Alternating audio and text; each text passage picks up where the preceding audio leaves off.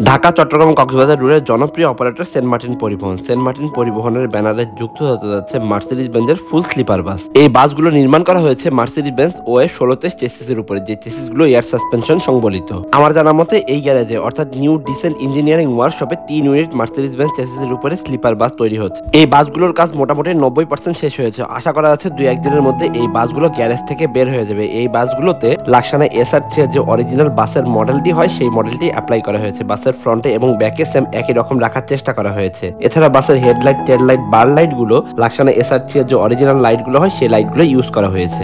এই বাসগুলোর ব্যাক বডিতে বেশ ভালো মানের কাজ করা হয়েছে, আর যে পেইন্ট স্কিনটি অ্যাপ্লাই করা হয়েছে সেটি অবশ্যই অনেকটাই গর্জিয়াস আমার কাছে মনে হয়েছে।